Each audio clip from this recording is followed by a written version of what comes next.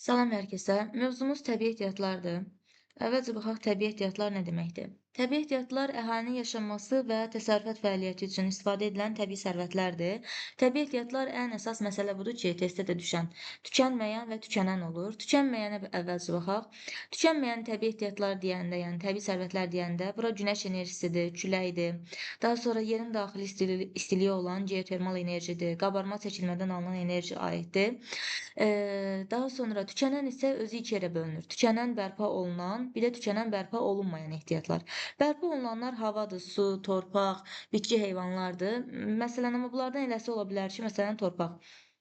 Bunun bərpası üçün uzun illər lazım ola bilər. Məsələn, 0,5 1 sm torpaq yaranması üçün 100 il lazımdır. Və tükənən bərpa olunmayanlar isə yanar faydalı qazıntılar, neft, təbii qaz, kömürdür. Sonra filizlərdir, dəmir, dəmir filizi, mis, daha sonra polimetal, molibden, qalay, volfram və sair. Daha sonra xörək duzudur, kaliumdur, fosfordur, apatitdir, tikili materiallardır. Bunlar tükənir, amma bərpa olunmur. Daha sonra bu təbii ehtiyatları öyrənəndə burada əsas məsələ bir onun təminat səviyyəsidir. Bir də adam başına düşən miqdarıdır əsas. Yəni təbii ehtiyatlarla təminat onların neçə ilə çatması və əhalinin hər nəfərinə düşən ehtiyatların miqdarı ilə ölçülür. Əgər bizə testdə desək ki, təbii ehtiyatlarla təminatı tap, onda nə qədər ehtiyat varsa, onu deməli illik hasilata bölürük. Daha sonra yəni olan ehtiyatı, baxın burada 10-cu sinif dərsliyində bunun düsturu da verilmişdi. Bir dəqiqə.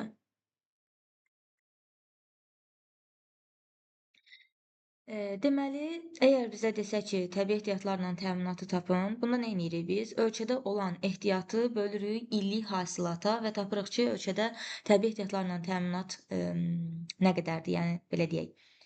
Eee Təminatın hesablanması düsturu budur ümumiyyətlə. Ehtiyatı bölürük illik hasilata. Bir də ola bilər ki, sizə desin əhalinin hər nəfərinə düşən ehtiyatı ölç.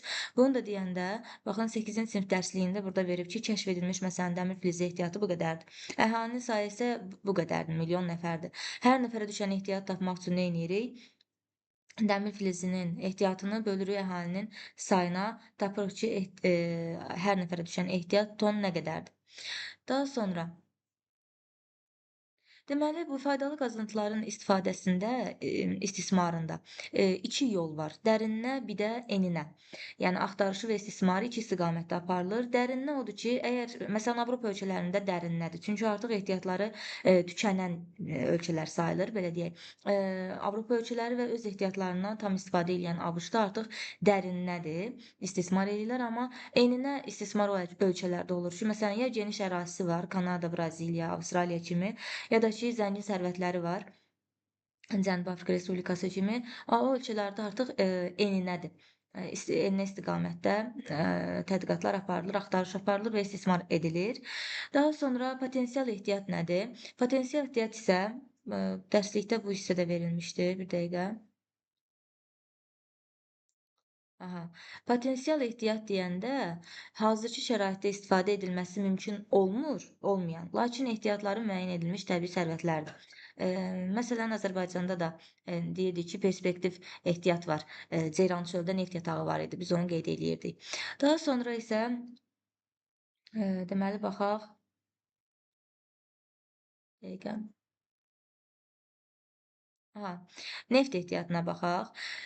Deməli, kəşf edilmiş neft ehtiyatı bu 2017-ci göstəricisidir. Son illərin göstəricisində isə elə yenə də demək olar ki, bu sıralama ilə gedir. Məsələn, bu 2020-ci ilin 10-cu sinif dərsliyindədir. Neft hasilatına görə fərqlənən ilk 10 ölkəni verib burada. ABŞ, Rusiya, Səudi Ərəbistanı, Kanada, İraq, Çin, Birləşmiş Ərəb Əmirliyi, Braziliya, İran, Küveyt. Əsas İran körfəzi ölkələrini neft hasilatında götürün. Daha sonra və ABŞ, Rusiya, Kanadanı da unutmaq olmaz. Sonra gəlirik əsas daşınma istiqamətlərinə. Ümumiyyətlə, hansı ölkə nəyi idxal eləyir, ixrac eləyir deyirsə, birinci növbədə baxın onun belə deyək, ərazisinin relyefinə belə deyək. Məsələn, əgər dəmir filizi deyirsə, əgər bir ölkədə yaylalar çoxdursa, deməli orada dəmir filizi çoxdur. Və yaxud da İran körfəzi ölkələridirsə, Şimal dənizi sahilindədirsə və yaxud da Karib dənizidirsə, deməli orada neft ehtiyatı çoxdur. İndi baxaq məsələn, əgər deyirsə, neft ixrac eləyən ölkələr, baxmalıyıq İran körfəzi ölkələrinə. Təbii ki, bu ölkələr ixrac eləyərlər. Həmçinin Afrikada Nigeriya, daha sonra Əlcəzair, Liviya əsas Cəzair qaza görə fərqlənir. Bu ölkələrdə də neft ehtiyatı var. Daha sonra Rusiya, ABŞ-ın var idi, amma ümumiyyətlə ABŞ-da demək olar hər şey var. Amma hər şeyi yenə də alan ölkədir. Məsələn, Kanadadan neft alır. Daha sonra Avropa ölkələri, baxın, məsələn, İran körfəzi ölkələrindən neft alır.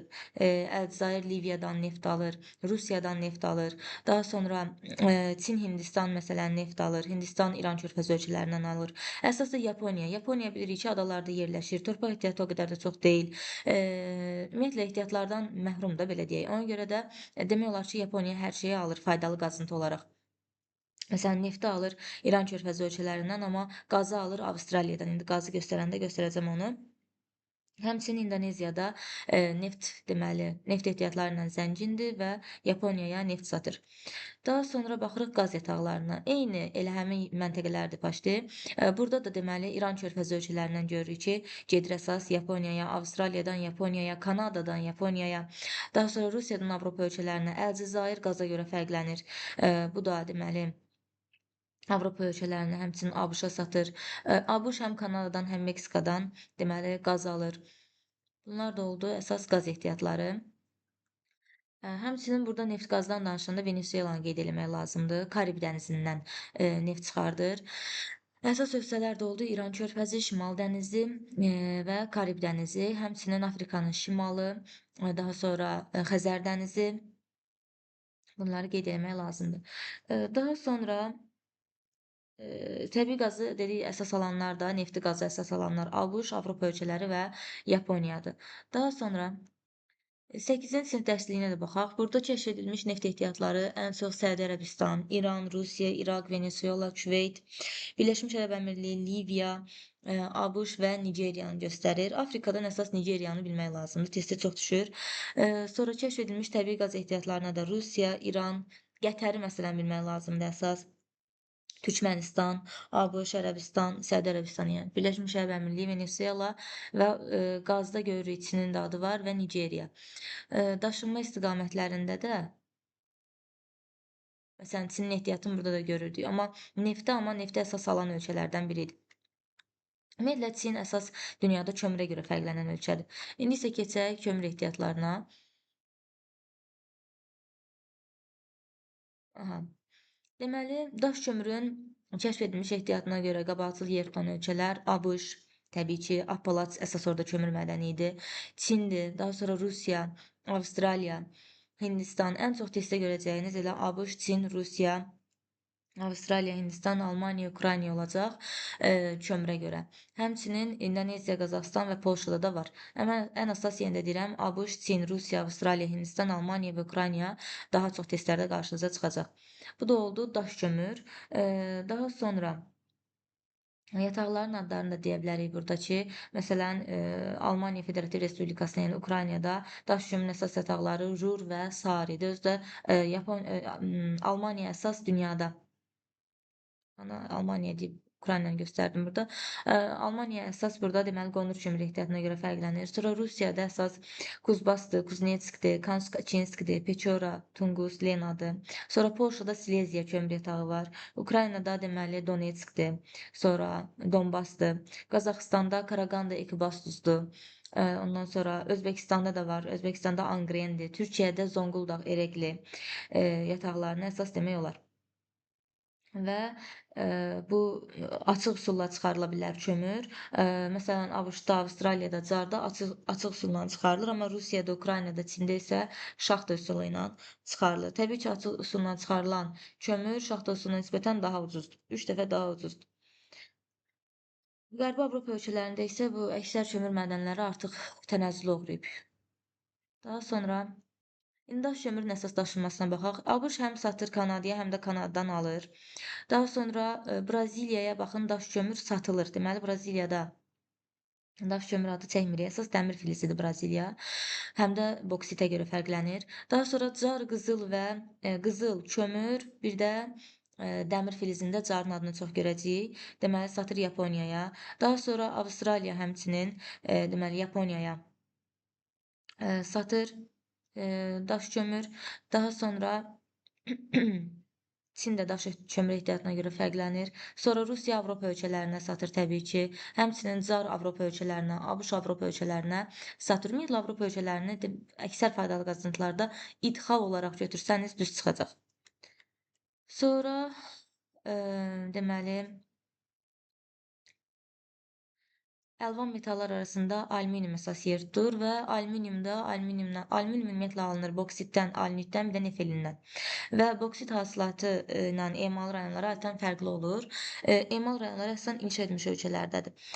Və boksit ehtiyatı əsas fərqlənir. Bir dəqiqə. Deməli, boksit ehtiyatına görə əsas fərqlənən ölkələr Braziliyadır. Ən çox görülür burada Avstraliya qeyd olunub. Daha sonra Hindistanda var, Çində, Qazaxıstan, Rusiya və Qvineya burada əsas boksitə görə fərqlənən ölkədir. Sonra Yamaykadır. Daha sonra bu hissədə Surinamdır. Venesuela, Braziliya. Əsas bilmək lazımdır ki, ABŞ Kanadada boksit yoxdur. Necə ki, deyirik, Naxçıvanda mülayim isti meşə yoxdur. Eyni şəkildə ABŞ və Kanadada da boksit yoxdur. Bu o deməkdir ki, onlar alacaqlar, yəni alanlar sırasındadır. İdxal eləyirlər. Daha sonra bu oldu alüminium xamlığı. Daha sonra İndi baxaq, deməli, filizə. Deməli, çıxarılan filizin tərkibində ağır metallar, xüsusilə misin payı çox az olduğuna görə o əsas elə emalı hasilat rayonlarındadır. Çünki filizin daşınması baha başa gəlir. Mis yalnız konsentrat şəklində daşınması daha əlverişlidir. Yəni çıxardıb təmizləyib, belə deyək, konsentrat halına salıb daşımaq daha əlverişlidir. Və ən böyük mis hasilatı və emalı rayonları əsas mis qurşaqları olan And ölkələrindədir. Elə And sözünün mənası da mis deməkdir. Yəni Çilidə, Peruda, həmçinin Mərkəzi Afrika ölkələrindən, Konqo Demokratik Respublikası, Zambiya misə görə fərqlənir. Həmçinin ABŞ, Rusiya, Çindir. Qalay Wolfram filizləri isə Cənub-Şərqi Asiyadadır, yəni Indoneziya, Malayziya, Taylanddadır. Qeyri-filizlər arasında isə fosforitlər xüsusilə fərqlənir. Fosforit ehtiyatına görə biz demişdik ki, Atlas dağlarıdır fosforitlə zəngin. Şimali Afrikada Mərakeşdə Atlas dağları, bir də deməli demişdik ABŞ-da Floridadır, bir də Nauru adasında vardı Okeaniyada. Bunlar bu ölkələr deməli fosforitlə zəngin, bu ərazilər fosforitlə zəngin idilər. Daha Sonra elə bu şəkil üzərindən deyim, əgər meşə qurşağını soruşursa, şimal meşə qurşağı təbii ki, Kanada, ABŞ, Rusiya, Finlandiya, Norveç götürə bilərsiniz. Sonra əgər deyirsə, deməli, SES, yəni su elektrik stansiyalarından daha çox istifadə edən ölkələr, daha çox cur sulu çayları olan, məsələn, Norveç, İsveçi götürmək olar.